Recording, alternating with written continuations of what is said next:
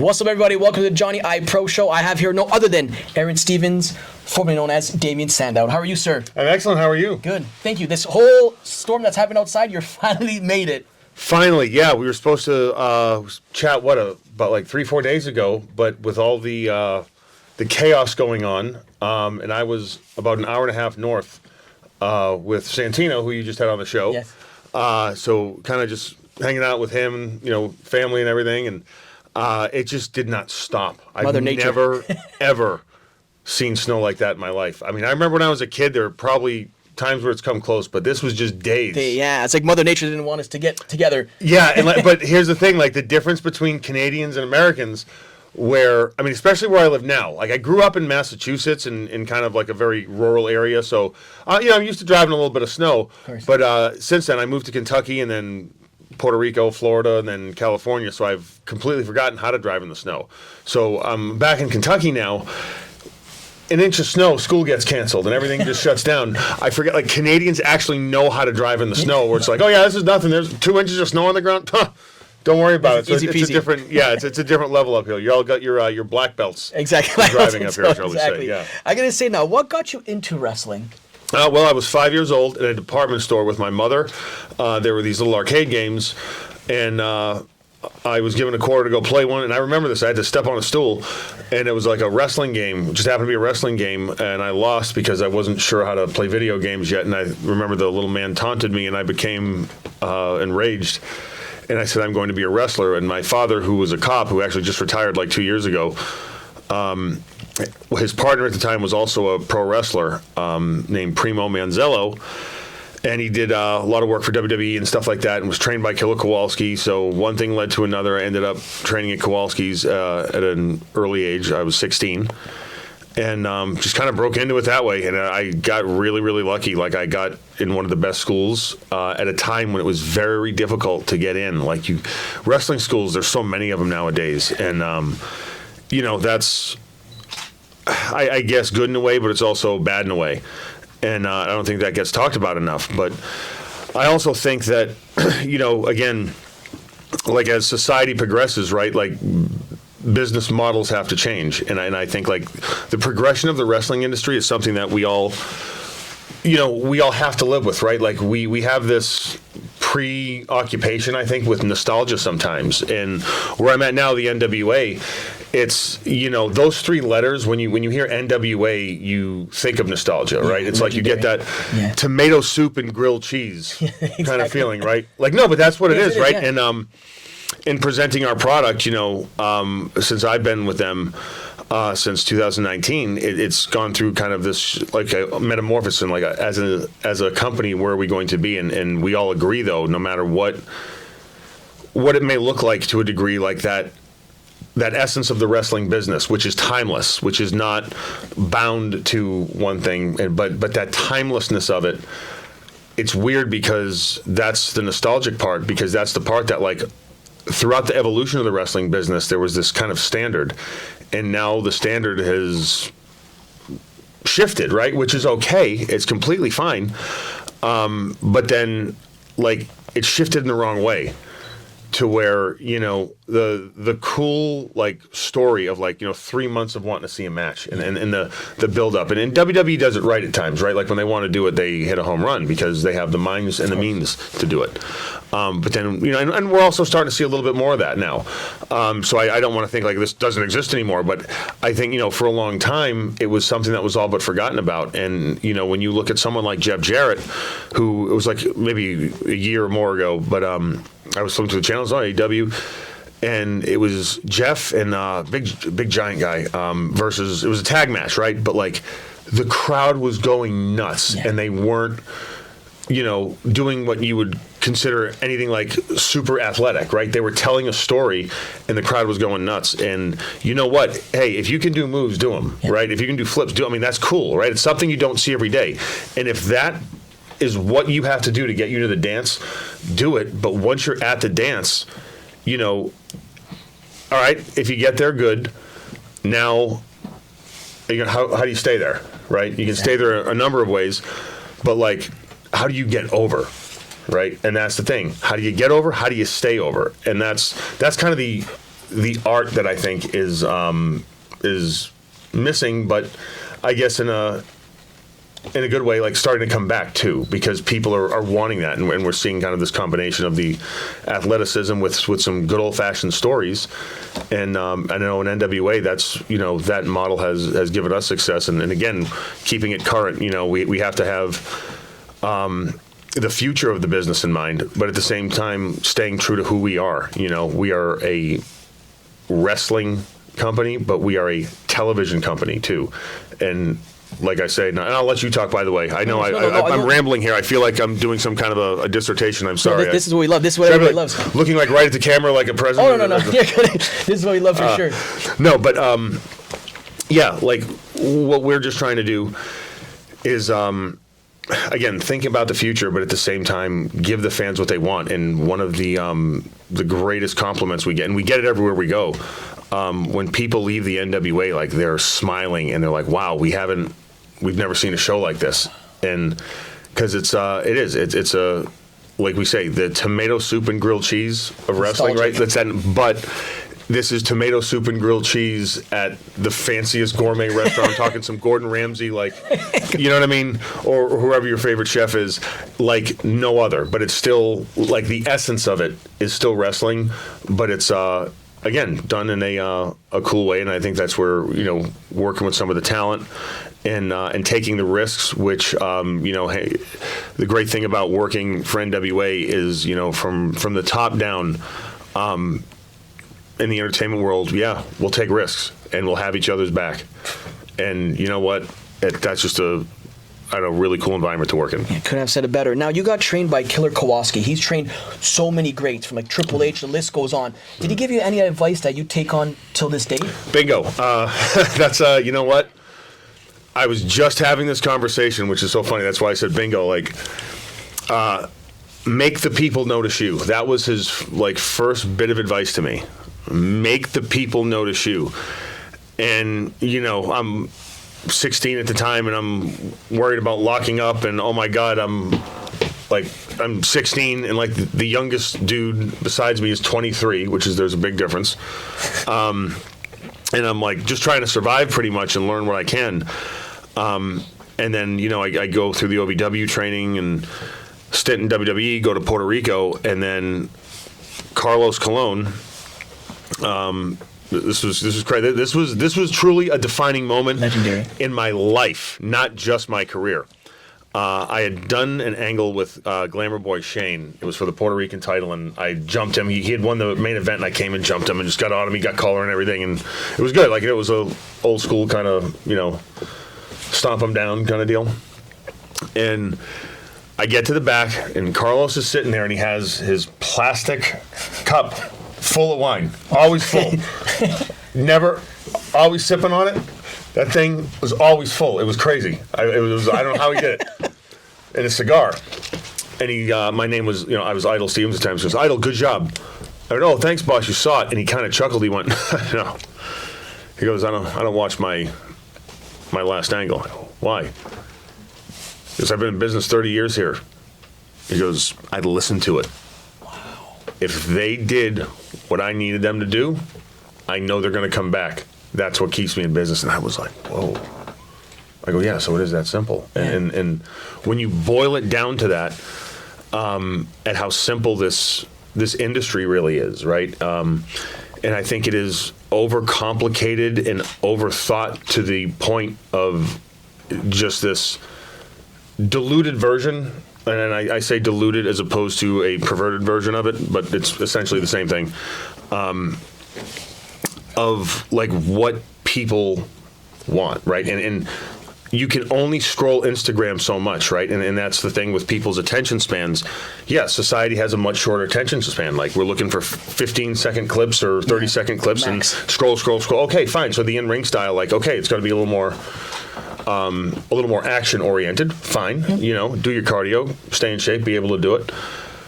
But people still love characters, right? Because even in the world of social media, we call these characters influencers, right? And you can do a move, but any move you do, someone can replicate it or do it better or or any little thing you have that you get over. Someone can do that, or still whatever. But if you have a personality that you can connect with people on a human level, right? Like, and by that I mean, like, you appeal to something in the human condition, whatever that is, right?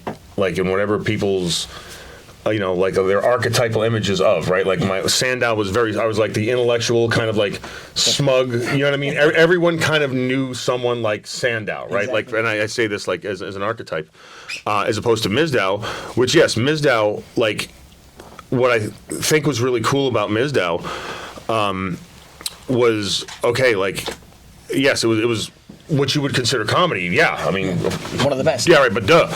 But what people don't understand about that, like, if that was just a one-trick pony, we wouldn't have done it for almost a year. Because the thing about Mizdow, it wasn't what I was doing, like, in terms of, like, the physical action of it, right? It was being done as a satire, right? Like, and the whole thing. Like, look, if Miz gets punched and I get punched, right? I mean, after a while, that gets old, right? Like, you're going to, after like 6 months, you'd be like, all right, that's kind of boring, right? But no, it became satirical, right? And then it became, okay, what am I going to do to top the, and it was just, how do I top the insanity? Which I have no issue with. That's, I don't have many gifts, but that is one of them. But no, I mean, past that, it's just again, an issue of execution, right? Of like going out there and doing the best job you can, and that's something that, like, okay, I was put in that position. All right, got to make the people notice me. Going back to your Kowalski question, so I know I get off on a diatribe, but I'm sorry. The fans love this. Well, thank you. I was brought in here to talk, so I figure I'll get your money's worth. Right? Love it. Not that I'm getting paid for this, but no. But no, it was. Excuse me. Yeah, it was just, like I said, a matter of saying, this is the hand I've been dealt. All right, make him notice me. Fine. And again, I was grateful for the opportunity, like the WWE that they gave me, because that was not planned. Like, if it was a finish or something, but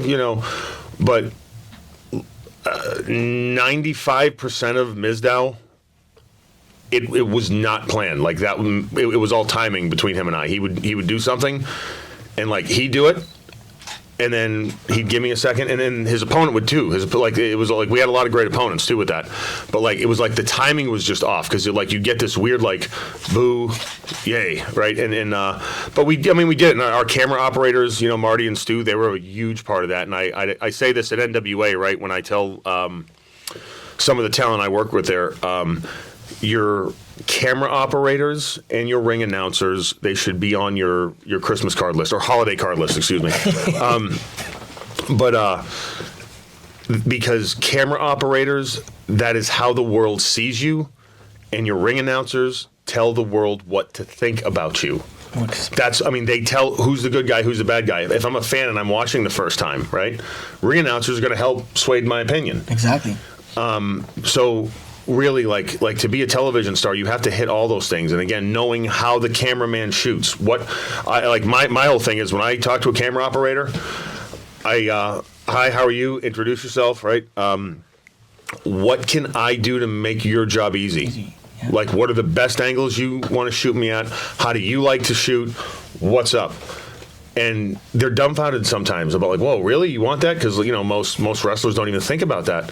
It's a huge deal. And we're seeing this with, this philosophy is working. If you look at Exodus Pro Wrestling, which I've had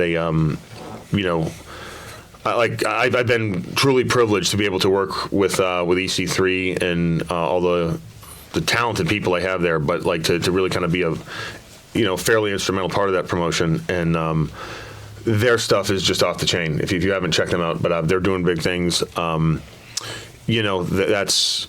That's proof of what we're saying, right? From a philosophical standpoint of understanding how to present yourself, I guess, is the summation of what I'm trying to say. Then I'll let you. I see you have your notes, so I hope I'm not. No, it goes along. But, keep going through. but yeah. So that's when you understand how to present yourself, and and this is true, right, regardless of anything. If you meet someone in real life, because think about it, as people, we all do this, 3 to 5 seconds, and your brain has made some major assumptions about that person, whether we want to admit it or not, right? It's like that as performers, I tell, like, there's 3 kids I actually work with because, like, I'm a, like, it's another thing, like, with me, like, I'm kind of selective as to who I help because I'm not for everybody, because I don't have time for a lot of the BS, shall we say. Like, if you ask advice, cool, and then someone doesn't do it, and it's like, okay, fine, just go away. Yeah. But to have some talent that actually, like, wants to learn, but it's at the same time, right? I don't want to be one of those, like, old veterans, like, spitting advice and saying no. So I tell them, I want you to ask every question you can think of, because everything I suggest that you do, there is a reason for it, and the reason is 100% battle tested. I can say that, and I can do that because every time that happens, it works. Yeah. And that's not, okay, there are other people that can do this. It's not like I'm some Yoda or anything, but it's just, again, like, communicating to talent. I mean, anyone really that's worked, WWE TV and has had any kind of, like, notable stay there. There are so many great minds out there in terms of the psychology of this and just how to present yourself, and it's a crazy time to be in wrestling. Now that's getting off track, sorry, but yeah, like understanding how to present yourself and everything from, like I say this, every stitch of clothing and every note of the song matter. Everything. Sometimes our entrance song isn't the song we want. You know what? Tough. Like, listen to the people. It's working. You know what I mean? And that's been the case a couple times, right? Where just sometimes it's a wardrobe change, a song, and then it's like, whoa, where did you come from? And they're stars, right? Like, so that's a cool thing. You formed with Cody Rhodes the Rhodes Scholars. Mm-hmm. Let's talk about how that all came about right there. No, I mean, Cody and I, we've been friends for a long time, OVW and everything, and pretty much I was there as Sandow. He was there as a singles guy, and then one day, all right, Rhodes Scholars, and we kind of looked at each other. Yeah, we can do this. We worked with each other enough to know it's not going to not work. Yeah. But I think what it became was cool. Like we always say, like, that was the best business pairing, because we were just always, we were on the same page with it. Like we've had to go out there and wrestle. Some real elite teams. Yeah, and some knockdown. We had some knockdown dragouts. I mean, we had tables matches. We've had 2 out of 3 fall pay-per-view matches, ladder matches. We've had a lot. We've also had to do, like, parody segments, which was great. Every time Cody and I worked together, I mean, no, we just, you know what it was? We nailed it. We never had a bad performance, and that just speaks for itself, and it was a lot of fun. Now, how about your whole, the gimmick, the intellectual savior, Damien Sandow? Like, even the whole, like, from your gimmick, your promos, your theme song, everything, just like I can see right there, you have your attire on right now. Well, it's like a cape. You know what I mean? It's like wearing a coat like a cape. That's kind of my. I had another coat. I have a pea coat, and then I was in an airport in a hurry, and I draped it on. I was like, wait a minute, I'm doing that. So I think it works with this one. I don't know. Now, how did that whole character come about? What, this in the cape? I told. I'm kidding, but no, the Sandow character. Yeah, exactly. Pretty much, it was just. Like, I had started wearing pink tights as a rib, like, or a joke, on the FCW house shows, and then started wearing it on TV, and then Dusty suggested I get the Lou Thez robe, and that's how the blue robe came about. So, like, okay, the robe, I'll make a production out of the pink and do this and that. And then, like, Vince just one time, he said, the intellectual savior of the masses. It was the first time I ever heard that, and I'm like, oh, so I have to be smart. I went, fine. Like, okay, so, like, I need to kind of tap into my intellectual kind of push. I tell you what, like, I was more attuned to wrestling than I was to school. I mean, like, I did well in school, but, like, I wasn't into school. You know what I mean? Like, I probably should have paid attention in English more. Which, I mean, I love philosophy and everything, too. Like, Thomas Aquinas, he's a great philosopher. But, yeah. The occasion today. Oh, yeah, right, yeah. But, yeah, like, it's a... It was just, like I said, one of those things that exactly that just came about, and it's just historic. Yeah. Now, one thing that pops up if you search yourself anywhere, the Money in the Bank win. Now, that right there, like, were you told, like, before, like, obviously Vince has the high safe, like, fans like to hear this behind the story stuff, that you were going to win the Money in the Bank. Obviously, you took off your partner at the time was Cody Rhodes. You obviously just flicked him off and won that Money in the Bank. Like, how did that all come about? No, like, so we had a story to tell, and that one was in Philly. I distinctly remember that one. Huge pop. And Philly's notoriously, it's a rough town in the sense of, if they're not buying what you're doing, they will let you know about it. Yes. So, like, when you go into Philly, and again, it's Boston, same thing. Yep. New York, absolutely Terrible. right?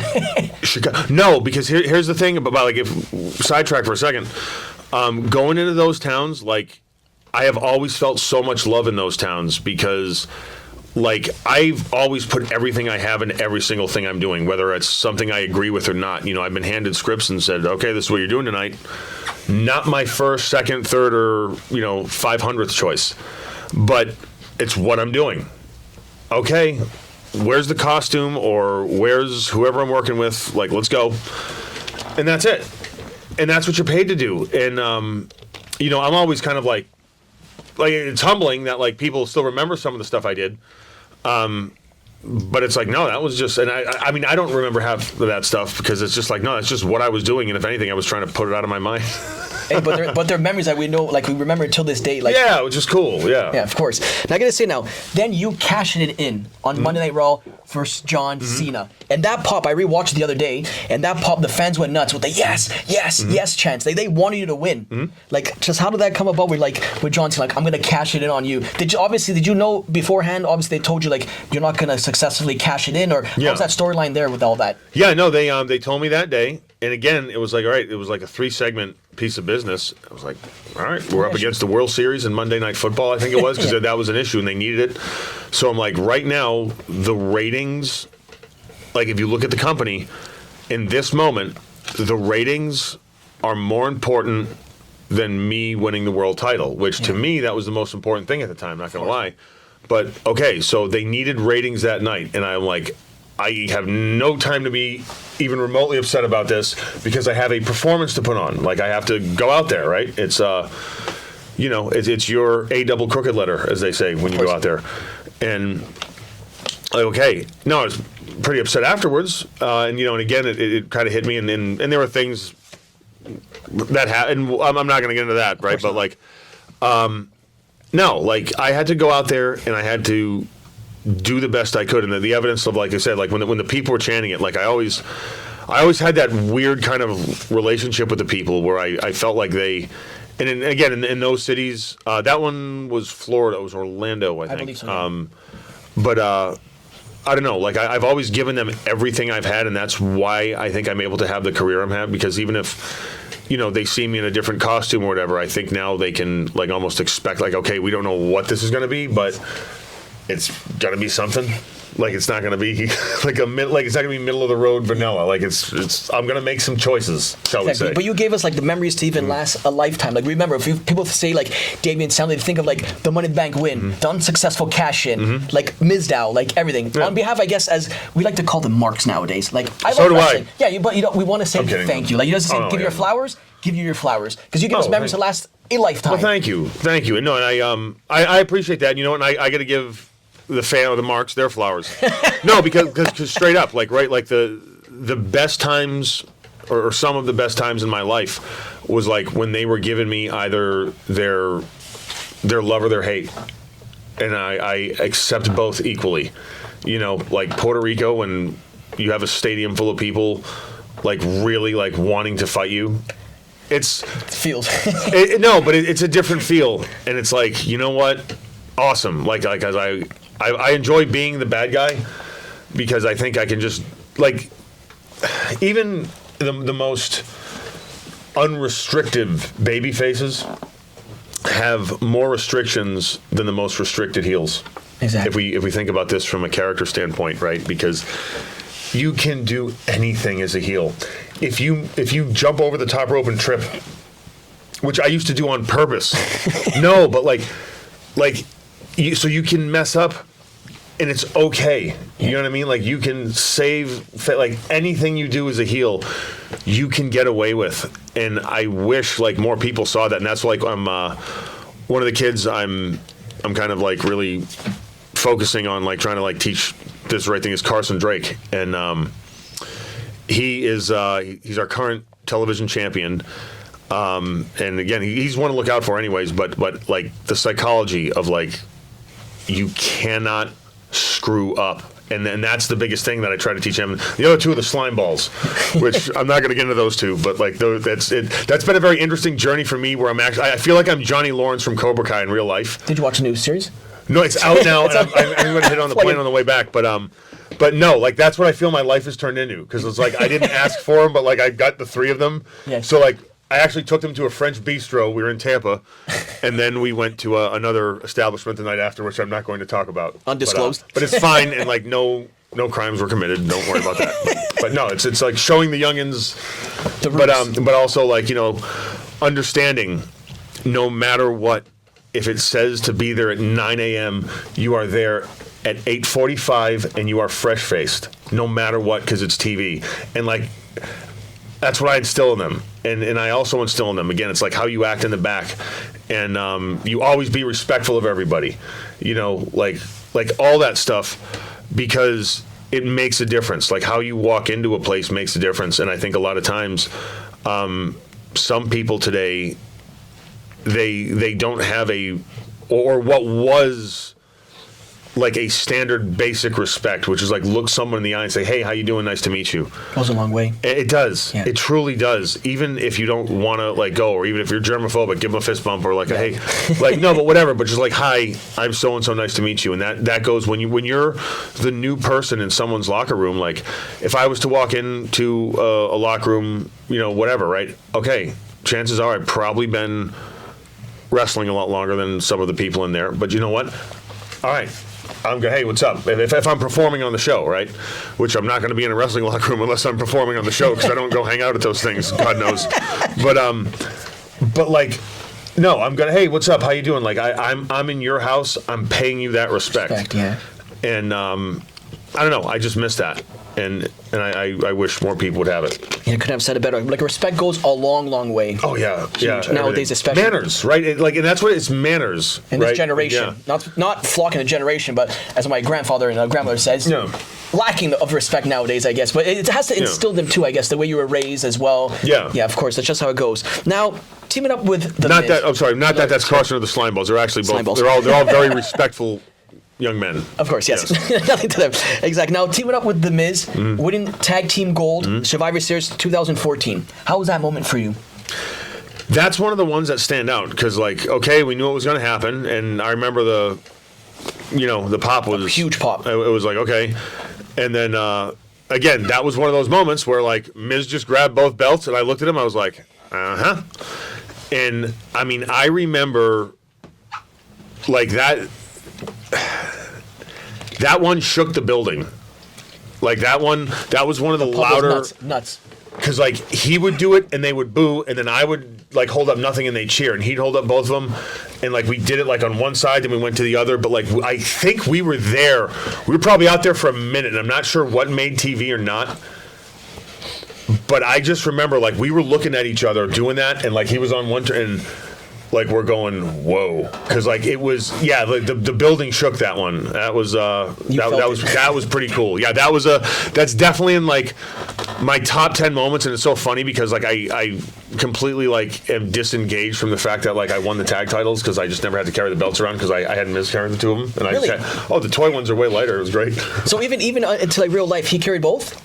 Yeah. What? The toy ones are so much lighter in your bag. You think I wanted 10 extra pounds or 12 pounds in bags? Get out of here. No way. That's 100%. But it worked. You know what? Miz, it was just as committed to that as I was. And he was just an amazing partner to work with. Like, did you love your, like, playing like as a comedy, basically, like, back and forth with The Miz? Yeah, because, like here's the thing, right? Like, whatever I'm doing, like, I didn't have to prove to myself that I can go 2 segments for the world title. Exactly. I've done that, right? And I can do that. I had to prove to myself that I'm worth what I'm being paid today. Exactly. Right? And that was go out there and crush it. And, like, here's the thing. I've done gimmicks that are not comedy. They've worked. I've done comedy gimmicks. They've worked. And I've done a bunch of stuff in between, right? But, like, and I don't mean to say this like, this is going to sound very arrogant, but whatever. Like, I feel I have the career to back it up. But if you are a star, nothing can dim you. Phase you, yeah, basically. Meaning, when you go out there, like I said, if you can connect for whatever reason, if you're blessed enough to be able to connect with a mass audience, not 100 people at an indie show on a Facebook group or whatever, Yeah. but like on a mass audience, and have a connection with people where you go around the world and they know your name still to this day. It's incredible. It's touching. But that means you got something, right? And it's like, as a performer, when we go out there, like, that's the one time, in WWE there's rules and everything, and in any company, right? But the cool thing about wrestling and live performance, and like in Hollywood or in film and television, it's not like this because you have editors and a bunch of things. But on live performance, right? When you go out there, you are in the driver's seat, and there is nothing anyone can do. It's just like showtime. it's all you. Like, your decisions are affecting the entire, right? And like, you don't have, like, some people get nervous and, I'm not doing what I want, and this person's, I'm losing, or I'm doing this. And look, you can beat me every night and I'll still have heat, okay? Because I'm 3 seconds away from being a world champion, as is everybody. And like, that's the reality of it. Like, my thing is, I will walk into any building. If I need to get heat, I will absolutely do that. Take all the heat in the shortest amount of time possible. And that's what I have to think, right? Because that's my job. And if I hold myself to a very high standard, and the people that I kind of see, and by people I'm talking about the three of them, they're held to a very high standard. If it comes down to this, if they ask you this, do you deserve to be in the Hall of Fame? No, because here's the reality. There have been so many more deserving people than me. And like, you know what? Like, I had a very good career. I connected with fans, but like, when people say, you should have won the big one, you should have done this or that. No, I think my legacy is, like, I was the guy that was able to connect with people whenever I was on TV, right? Whatever I was doing, to a degree, I had that with them. And that's pretty much like the legacy I like, right? So, like, putting me in the Hall of Fame. No, I mean, there are so many names that would go before me, but it's not something I ever think about. And I mean, I don't even like going to the Hall of Fame ceremony. I'd always try to get out of it and do a signing at Access so I could cut out early. But that was the circumstances, and people talk about it like it's a couple. Yeah, no, and I'm not sure I'd accept. I mean, I'm NWA, so like, hey, I'd have to ask the boss. And you know what? If he said no, I'd be like, fine, I'm sticking with you. Now, if there could be a dream match for you, somebody now in the past and in the present, somebody in the past, who would it be for you? For me to wrestle? Yeah. Like going out there in La La Land, like just. I mean, like, as a heel. Oh, whatever it may be, but somebody in the past. It could be like somebody that passed away, or. Yeah. I mean. So I am such a big Adrian Adonis fan, but like, he'd be a heel and I would want to be a heel. So I don't know, but like I would love to, like, I don't know, like, I mean, Austin in his prime, absolutely. Rock in his prime, absolutely. Because but like, if I'm hitting a time machine button, and Bruno in his heyday. Oh, wow. Legendary. Like, primetime? No, because like back then, primetime strongman, there's like a couple little tricks you can bust out that haven't been invented for, 20 years or so. That's a dream match. Like, okay, and then I could be like, get credit for inventing like the, mandible claw or something exactly. like that. Now, I'm kidding. I wouldn't do that. How about somebody from like the present day, like the new era of wrestling? I really, and this is not a knock. I really don't watch it that much. I know some of the kids that I say like those three are just whatever, because they're like, I got them when they were like at a tryout for Exodus Pro, right? Like their Exodus homegrown talent, which is another thing, the territory system where we're growing a lot of talent. The Joe Kazana down in Tennessee, KFW, Dog Pound now with Rodney Mack and Jazz, NWA Texas. Like the territories are really starting to expand. We have Florida, Chicago, and Exodus being and St. Louis, by the way, the Harley Race territory, WLW, they've now come on board, which is a whole like another legacy. That's it seems to be working, and what we're just trying to do is again kind of raise the standard a little bit and kind of teach the things that aren't being taught. Exactly. And that's ultimately what we're saying. But I'm sorry we get sidetracked again. Oh, we love that's what the people love. Yes, well, good. Hey, I love to. You love me. Exactly. Yeah. And I got to say, tomorrow, Destiny Wrestling. And you also fought Destiny Wrestling 2016 Summer Heat. Like just you going back to Destiny as well as tomorrow as a commentator. Like what does that mean to you whenever you come to the great city of Toronto? It's going to be an Oshawa tomorrow, but you fall into the Destiny. Oh, love Toronto, love Destiny. I mean, again, like the company, it's just growing, right? Like every show, they're just gaining momentum. I mean, if you look at the fan interaction, if you look at attendance, and you look at the quality of the shows, I mean, they're really doing it. And again, it's great, and it's an honor to be a part of them. With everything going on, and even like I said, with me being involved in wrestling still to the degree I am, I do have to kind of stay abreast of what's going on, exactly. On the independent circuit and in the different areas. And when you look at Destiny, it's like, okay, like this is not an indie, like this is actual company, yeah, like it's there's thought put into it, and it's good. And there's other companies like that, but there's also a lot of companies that are not like that, and that's the thing. When it comes to work, sometimes you want quality over quantity, and that is the reality of it. If you get it, exactly. That's right. Now, young generation talent, they come up to you for advice. And they'll be like, what is your advice now to somebody like, say me, if you didn't know me and I'm just currently in a wrestler, I'll be like, hey, do you have any advice for me to becoming a professional wrestler? Yeah, find someone who is qualified. I know, like right here in Toronto, and this is just shout out, Battle Arts. Okay, Santino Marella, the guy has more titles than he can count and fit in the case. Just complete like Hall of Fame career, no doubt. Almost a Grand Slam winner. And he's doing it. Yeah. Like he's teaching how to do this, right? So, okay, obviously still with TNA, you know what I mean? He's got ties everywhere.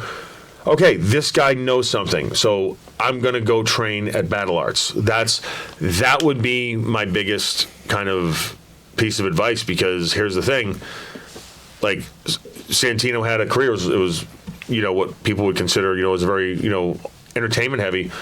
He knows how to get in there and do it. I mean, he's not only a black belt in judo, but he's also a black belt in pro wrestling, because he's been in there with the best, and he's done it at the highest level. If you could think of all the great talents, like in the past so many decades and hundreds of years of wrestling, who would you put in your Mount Rushmore of wrestlers? Gorgeous George, because he was the guy that used it, and by it, television, the medium of television. He was the first pro wrestler to take like what we do, like, and I say like North American television wrestling. So Gorgeous George is right there. I would say Buddy Roberts.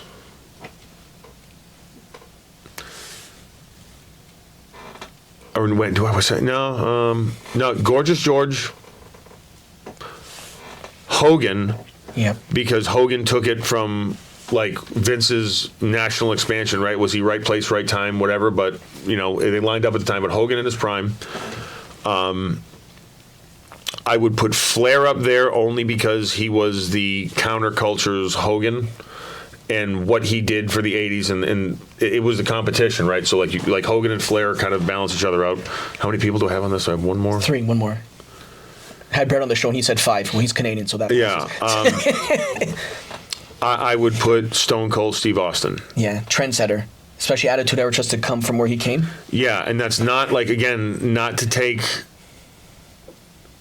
Like Rock, though, because, okay, Rock had these... Like, Rock has had... And Rock's... Yeah, I mean, Rock's name is... That's definitely key, because he was able to truly take what he was given in wrestling and just turn it into just something absolutely magic, and that's incredible, right?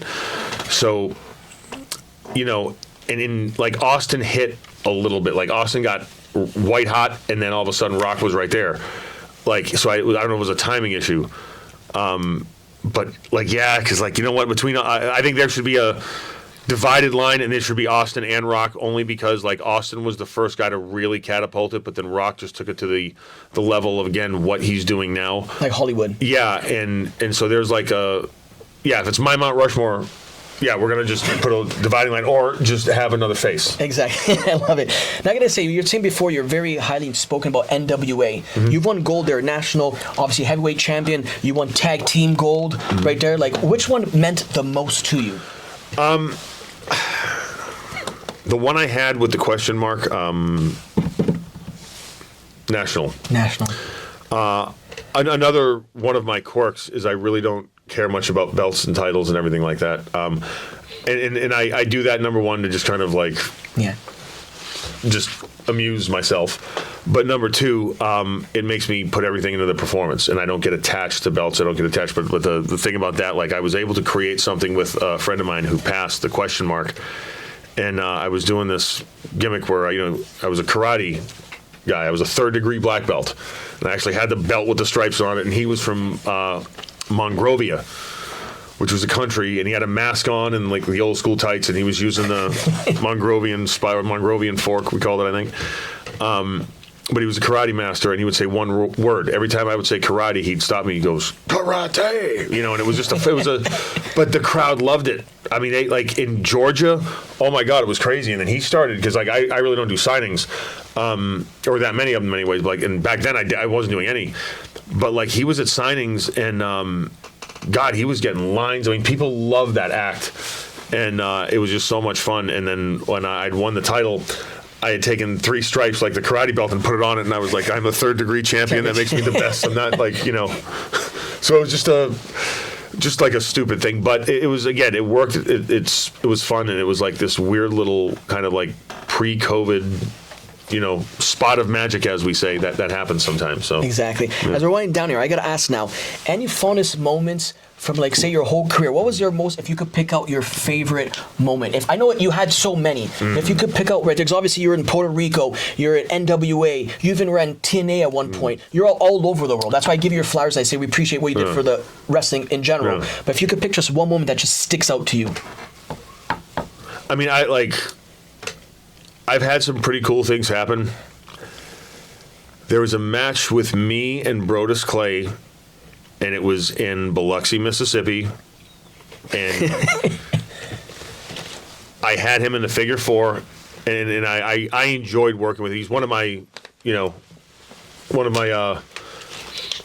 dearest friends, as we say, sarcastically, but also not sarcastically, but no, we were working in there, and I put him in the figure 4, and I said, like, the building shook, like, the response, like, wanting him to get to the ropes, like the ring, like, I'll never forget this. And we're there, right? He's laying, we're looking at each other, and the ring was shaking.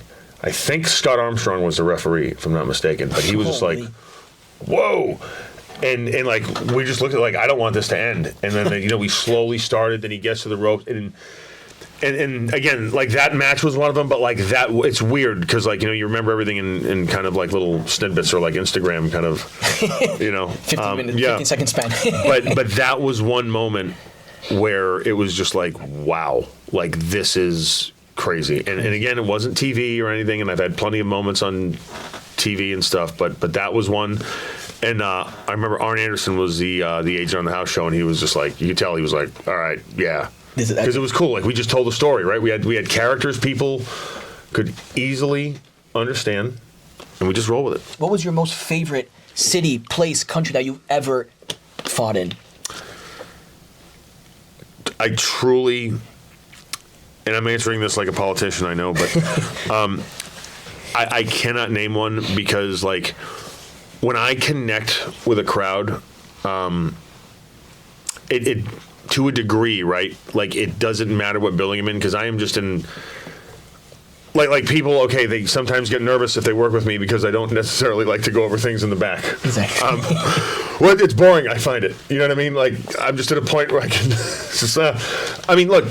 Obviously, like, if you know, you have a safe working environment, but like, I'm a chatty Cathy out there, right? In terms of like whatever I'm saying, and